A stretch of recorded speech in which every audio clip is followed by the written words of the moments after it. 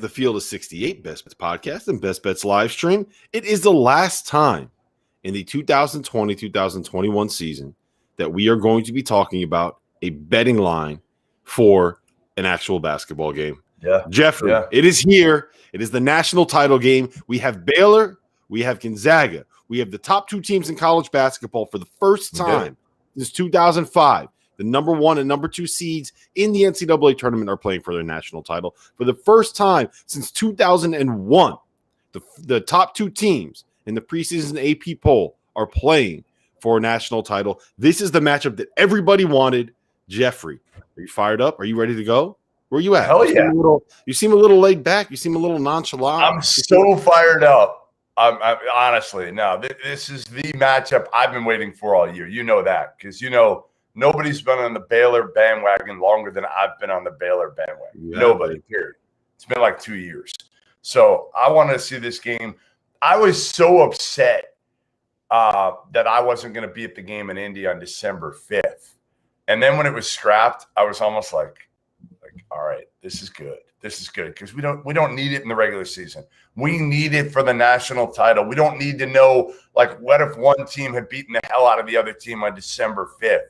It wouldn't have had the same drama that it holds right now, Rob, which is either team can win. And if you question that before Saturday, I think Saturday changed your mind if you watch that first half of the Baylor-Houston game and watch the entire game. And, again, all the credit going to UCLA. But Gonzaga had an absolute dogfight and showed they can be beaten. And this Baylor team matches up pretty darn well against the Zags. So you want to hear a crazy stat? So – do you know? Are you aware of the metric shot quality? Have you heard about this? Yes, I know all about shot quality. Okay, so my whole life is based on shot quality. Yeah, I know that when I was at the bar, that was one of our biggest metrics was shot quality, how well you could pour a shot, and whether or not you could actually get it at 1 1/4 ounces. I was not very good at that. I was the over pour guy. I was the bartender that everybody liked. Anyway, that doesn't surprise me. Yeah, it doesn't surprise anybody. So shot quality is, for the people that don't know, it's basically a metric that determines what the expected score would be based off of how good the shots are that people are getting. The combination of how open are you, where the shot is it a long two, is it a three, is it a layup, and what is the likelihood that you can get an offensive rebound based on the positioning of the other players on the floor. Long story short, it tells you what you could expect the score to be if you have a normal shooting performance based off the difficulty of the shots that you get for the team that you have. For Gonzaga, UCLA, this is crazy. Think about this. For Gonzaga, UCLA, the expected score of that game based off of the difficulty of the shots that UCLA got was that the Bruins would lose by 22 points. That's crazy. 22 points. I feel like that was every game for UCLA in the tournament, though, don't you? Yes. But I want to put that into context, okay? 22, that's how well UCLA played. That's how well UCLA shot. It's just shout out to them, man. That was an unbelievable performance. But I think it also should put into context just how good Gonzaga was, that they were able to win a game where a team outperformed their expected points by 22. So I spent a long time yesterday and a long time on Saturday night trying to thinking about how Baylor was probably going to end up winning this game and letting myself get talked into it. But I've reverted course. I'm back in on Gonzaga. I'm back in on Gonzaga covering. I think they're going to win by 8 to 10 points. So you're on Baylor. I'm on Gonzaga.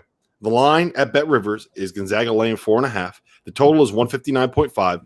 Jeff, talk to me about Baylor and try to talk me into Baylor, betting on Baylor to cover in this game. Well, the money line is 170, right? Isn't it 170 last I checked? I mean, listen, I just think this is a coin flip game, a complete coin flip game. I think you've got one of the best players in the country in Jalen Suggs, who is at an absolute high right now after his shot and his performance.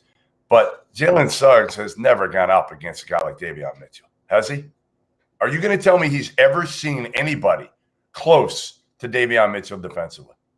No, he hasn't. No, not even in the same stratosphere. Right? Like Davion Mitchell, the way that dude moves his feet, okay? Not only that, he's got some of the quickest hands I've ever seen. So, like, Davion Mitchell is going to be in his shit all game. Now, again, they'll switch. I get it. But Davion Mitchell should have the majority of the time trying to slow down Jalen Suggs. To me, the key is going to be Drew Timme. That's going to be the key. And if Baylor can put him in tough situations defensively, I think if they put him in ball screens and they honestly try to take advantage and get him in foul trouble and put him in situations, he does move his feet well. He does. I mean, Timmy's really, really agile for his size. He moves well. But I think can he stay out of foul trouble? Right? Because those Baylor dudes, they can get to the basket. Between Butler and Mitchell, those dudes can get to the basket in the half court, not just in transition. And they can finish. So I think that's a key area, because what Gonzaga doesn't have is what Baylor does. Gonzaga doesn't have depth. They don't. If Timmy's out of the game, Kispert's out of the game, Suggs is out of the game, they're screwed. To me, again, if somebody gets in foul trouble for Baylor, especially in the front line, not as big a deal. They got three guys that are similar in a sense. And then they also have a kid named Matthew Meyer, right, who's an X-Factor guy. I mean, think about this. Their last 4 games, Rob, Baylor's had 4 different leading scorers in the NCAA tournament. And one of them isn't Davion Mitchell. Like, that's insane. That is a crazy stat, by the way. That the best player on Baylor is the one starter that hasn't been their leading scorer in the last 4 games. That's a crazy stat. Crazy. So what I'm saying is Baylor is not nearly as dependent on their stars as Gonzaga is. If one of those guys has an off game, if Davion Mitchell scores 10 points, Baylor still can put up 75, and they can win the game. And Baylor is the better defensive team. And to me, it's not even close. I just like Baylor. I love their toughness. I think it was clear that Gonzaga isn't this like team that can't be beat the other night, like you had stated, where they're going to run through the tournament, beat everybody by 10. They're not that dominant. They are dominant, but so is Baylor. Baylor was, they were right there with Gonzaga before their pause. And I think, again, people put too much into, well, look, they lost to Kansas. They almost lost to – like that shit was – it was fraudulent. They came back too quick from their pause. No, you're right. You're right about the coming back from the pause. And if they don't go on their shutdown, I think there's a pretty real chance that they are heading into this game undefeated. Now, they also did lose to – who got them in the Big 12 tournament?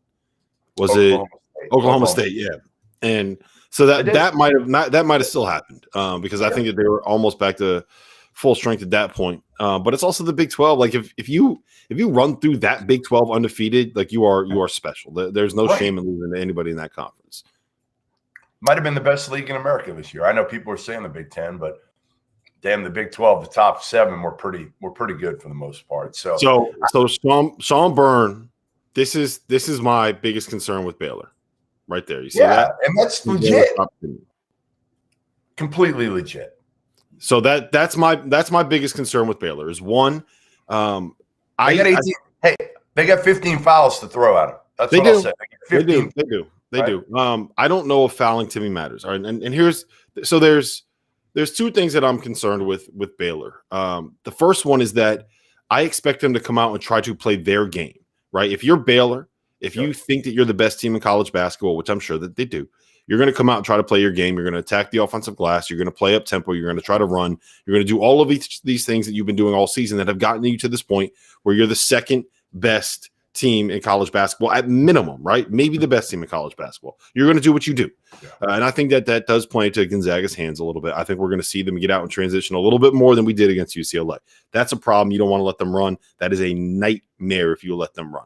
The other part of it is that I think that Gonzaga is kind of singularly built to be able to deal with the ball pressure and the defensive stuff that Baylor does, because they have 3 big guards that can all play the point. And I don't think that their ball pressure is going to take you out of the offense because you have 3 different guys that can run the offense. Think about it like this. whoever Maceo Teague is guarding, whoever Adam Flagler is guarding, maybe even whoever Matthew Meyer is guarding on the perimeter, you can have that guy initiate your offense, and you're still going to be able to run the sets you need to run to be able to get the ball to Timmy in the post. You're still going to be able to do the things you need to do off of ball screens to get Timmy touches in the post.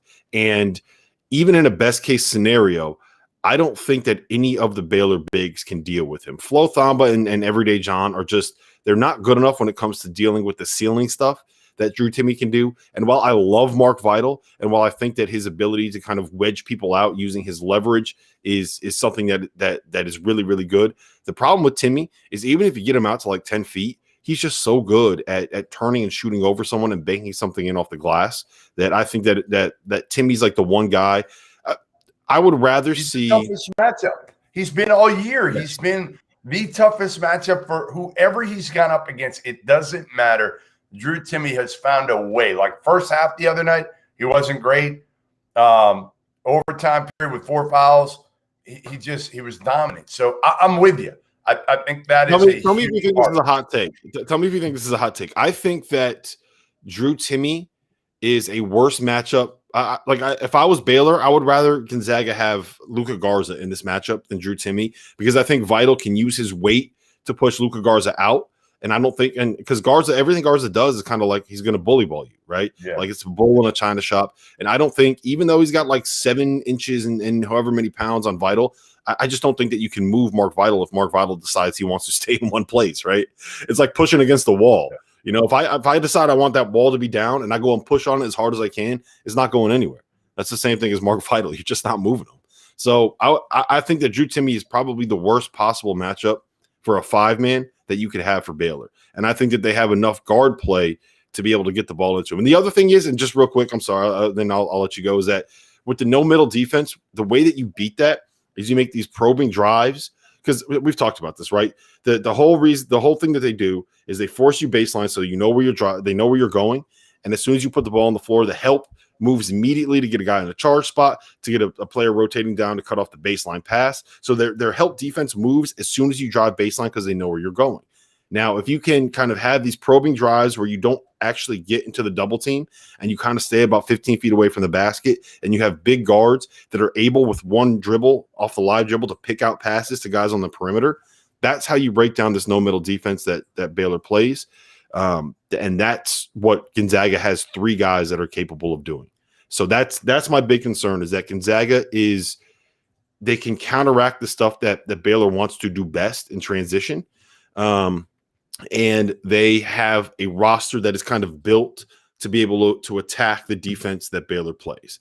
So the big thing, though, is like everything that you're saying about Baylor is correct. So I feel less good about the side as I do about the over, right? Like if we're sitting here and you're like, I don't know how Gonzaga stops Baylor, and I'm like, I don't know how Baylor stops Gonzaga. Right, don't you just want to bet on there being a lot of points? Yeah, 159.5. Yes, 159.5. I am gonna, because there's nothing like cheering for both teams to score, right? Like that's always the best thing you can do. There's nothing more freeing than celebrating every basket that goes in. It's the best thing in sports. It's just maybe I should just do that and not even bet Baylor and just root for every basket and them to score 300 points.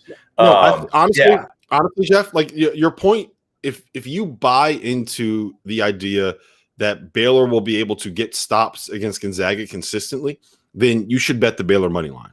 There's enough value on there that if you think Baylor, there's value. There's value. I think it's a toss-up game. And I think, honestly, I said this yesterday, I also think this is a game that can be determined by the officials and how they call this game. Timme is physical, and those Baylor bigs, Vital gets in foul trouble every single game right now. And I'm not sure who the best matchup is for Drew Timme, whether it's Flo, whether it's Everyday John, or whether it's Vital. I think it's a combination, like I said, of throwing those guys out there and just beating up on Drew Timme if they could. Like, I think that's the best way to try to negate Drew Timme is beat up on him, bring in fresh guys, and try to wear Drew Timme down a little bit. Because, again, it's not like Drew Timme has gone up against front lines like this defensively. That's what I will say, right? Like, how many front line – Now, again, offensively, no, they're not giving you a whole lot. But defensively, how many teams has he gone up against that you're going to see 3 athletic dudes like these?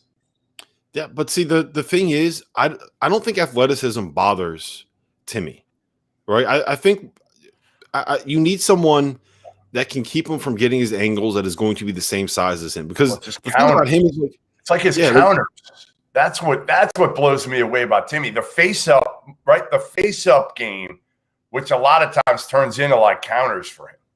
Yeah, it's his everything that he does is based off his footwork and the fact that he knows how to use his ass to move people where he needs them to go. Right? Like there was one play that stood out to me more than anything else, and that was the second half against UCLA. There was a play where he had Cody Riley on his back and pinned, right? But what he was able to, like, Cody Riley was directly between him and the basket, but he was able to use his feet to get his body and move his ass so that he created a lane. And the Gonzaga players are so good at this too. They throw the bounce passes so that it leads Timmy to the point where he catches it and can go straight up with it. Like, it's the way that he's able to, and the whole team is able to get these plays where you go catch and lay it in instead of having to catch with somebody directly on your back. That makes such a difference. Like, all they're doing is creating layups, and he is so good at using the space. So agile to be able to catch him. You need someone that can match him in size, right? And that is not going to be able to be moved and understands how to use leverage and how to use positioning and has the kind of footwork to stay in front of him. And even if you do that, like, he's so good at just going through contact and getting the ball off the glass and laying it in. He has such a soft touch. I've kind of gotten to the point where I think that Timmy is probably a guy. Like, I told you this before. I kind of viewed him in the same lens as I view a guy like Luka Garza, in the sense that they're a great college player, but I don't know how they can get to the NBA if you can't shoot threes and you can't really guard. I've kind of gotten to the point where I think that he does enough stuff really well offensively, especially with the passing that he can do and the way he runs in transition, that if the jump shot comes around, like if he ends up being a guy that shoots 33% from 3 instead of 28% from 3, then we're talking about a guy that can play in the NBA. Like, he'll end up getting better because he works. He works. Although it's so funny watching him in pregame. He's such a knucklehead. Like, honestly, they're not. You know, you watch like Villanova pregame. They've got a strict pregame routine, and it's all like, obviously, a strict no smile policy too. Yeah, they don't smile. They're all together. They're in unison for everything they do. Watch Baylor, even like when they come out of halftime, like Jared Butler just sits there and stretches. He doesn't really take any shots. Mark Vital just sits on the bench and doesn't do anything. It's the weirdest thing. They all kind of, they're like strict routine. Maybe it's obviously each of their routines, but it's just so funny to watch. And again, Timmy before the game for Gonzaga is like just messing around. He's literally just messing around, having fun with my boy Arlaskis.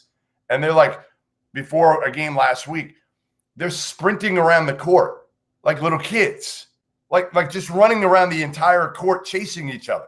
I don't even know what they're doing. I think one of them hit a 3, and they just started chasing each other around the court, and then they sprint in the locker room. I'm like, complete knucklehead. And that is Timmy. And I feel bad because I think a lot of people don't like Drew Timmy right now because of the celebrations. And if they had a chance to meet Drew Timmy, I don't understand that. Like, I get why it kind of irks people, but like, this is hilarious. I know, but people think it's showboating. People think it's annoying.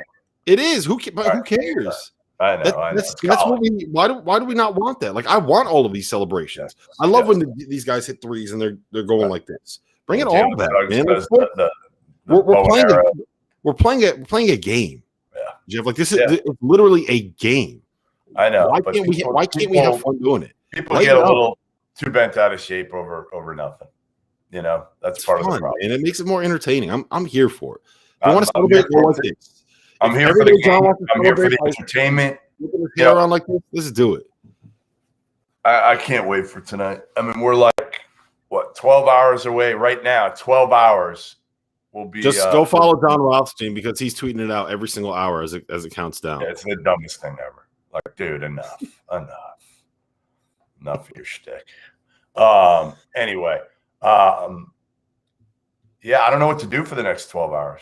I mean, I'll get there at probably – you can't even walk in. The deal, I think it's an hour and a half today, but it's been an hour that you couldn't get into the building. They would, obviously tonight it'll be a little different. It's the first time that there's just one game. Every other time it's been like, fans have had to leave in between. They've had to clean the place, all that. I wish they started the game at like 8:15 though. I got to say 9:15 is a little bit, I get it for West Coast. It's better, all that. But to me, 9:15 for kids, it's just harder. Like my daughter, she's got school tomorrow. Just later. Yeah, I mean, but look, we have two teams that are not in the Eastern time zone. Yes, I get it. That's what you got to do. It's the same thing every year. It's also part of the reason I think it makes sense to play a lot of these Final Fours on the West Coast because you don't have the 9:20 local time tip-offs, which makes the Midwest. Yeah, at least even like mid-true, I mean, Phoenix was good a couple of years ago because of that. Really good. It's a whole lot easier. But, yeah, listen, again, we got exactly what we wanted to me for this national title game. We got the season that went off. And, obviously some teams, you feel bad for the Ivy League. Patriot League didn't have non-conference games. There were players that certainly didn't have seasons like they wanted. But we did get the full NCAA tournament other than VCU. It's kind of crazy. VCU was the only team. And you feel bad for those kids, Bones Highland and his teammates and Mike Rhodes, but we got it. I mean, we're here. And right now, Scott Drew and Mark Few are probably playing pickleball as we speak. Yeah, they probably are.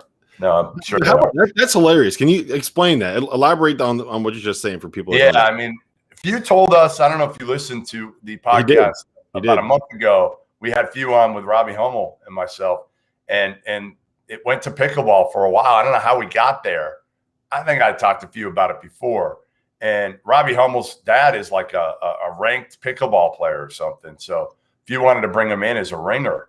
But he said, like, listen, we're bringing a pickleball court and we're playing. And Few let the cat out of the bag. He had told me the other day, but he was like, don't tell anybody.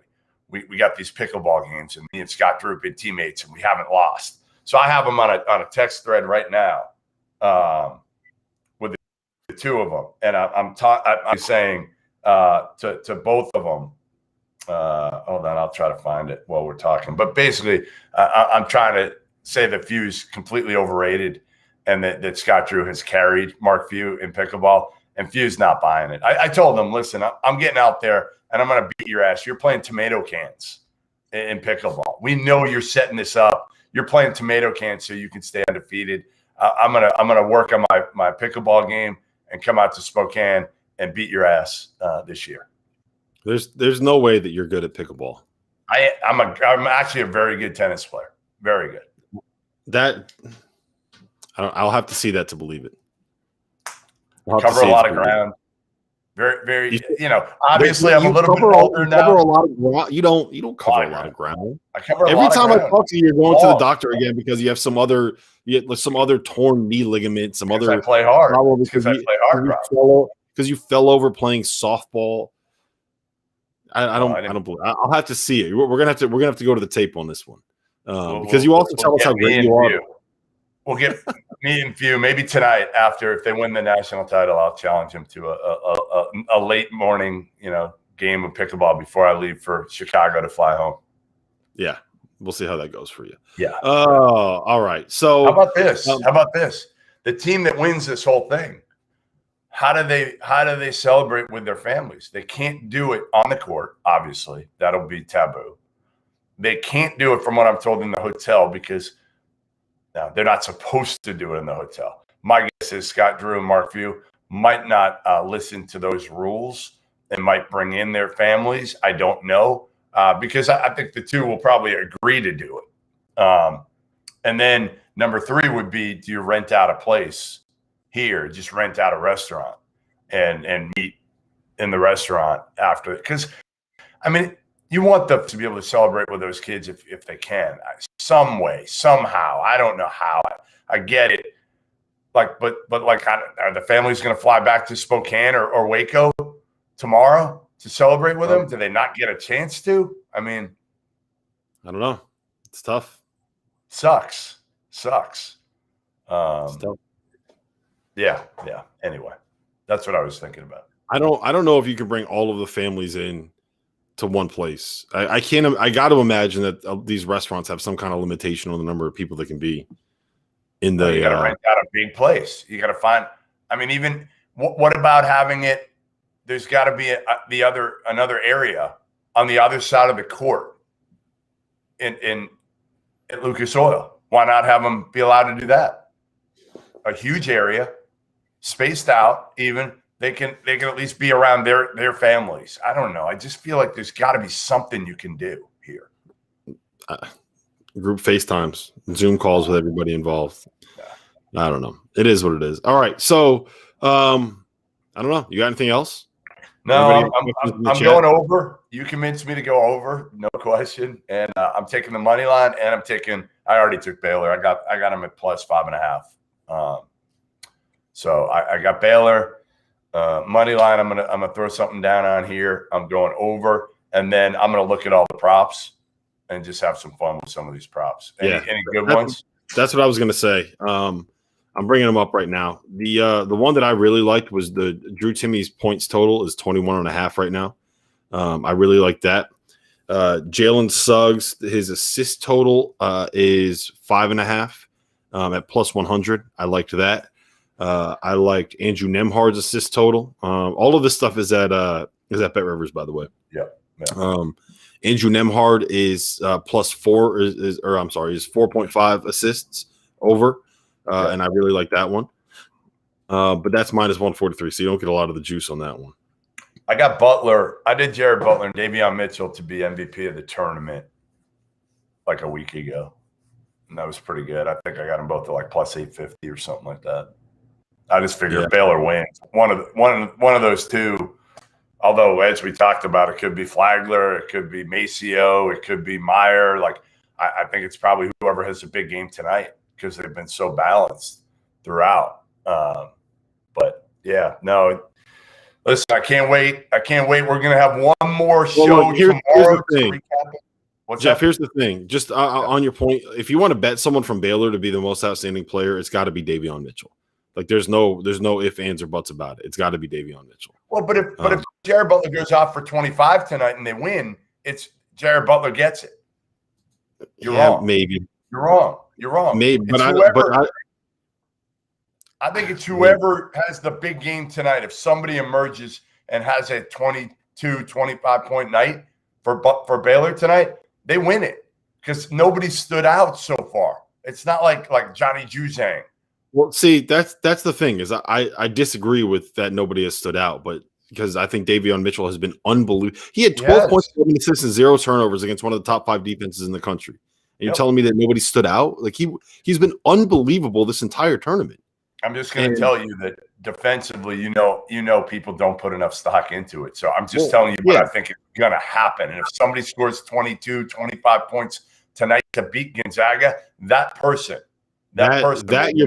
you're probably right about, because we're assuming that people are making rational decisions. And that one, you're probably right about. I'm looking at the most outstanding player bets right now at Bet Rivers. What is it? So we have Jalen Suggs and Drew Timme are both plus 100. Davion Mitchell is plus 250.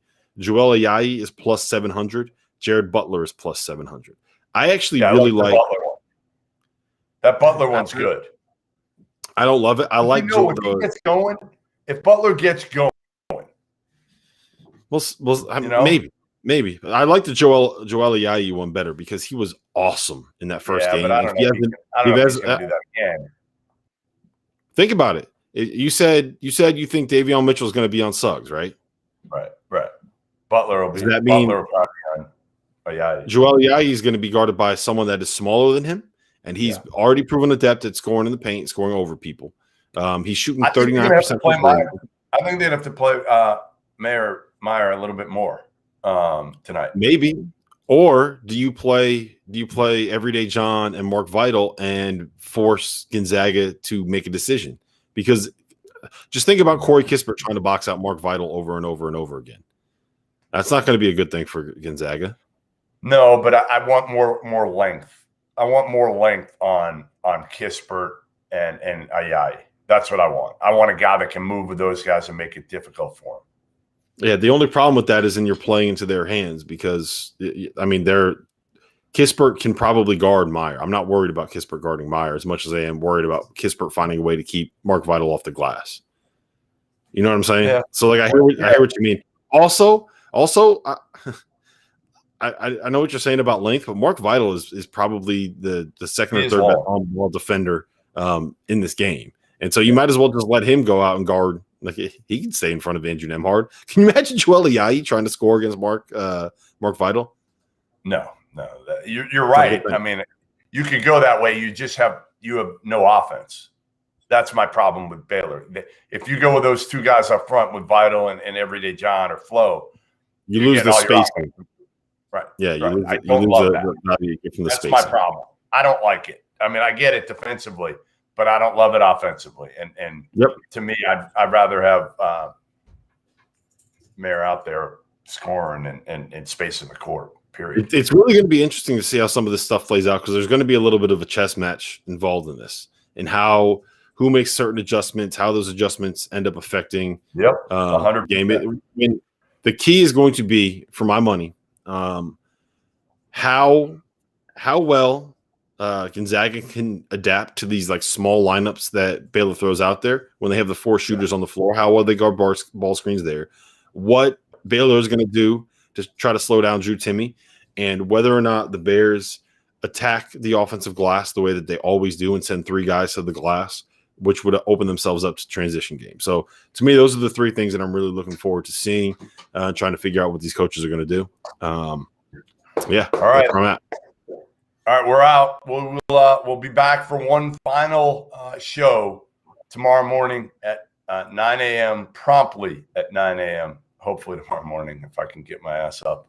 I don't know what time I'll be asleep tonight. So we're going to try for 9 a.m.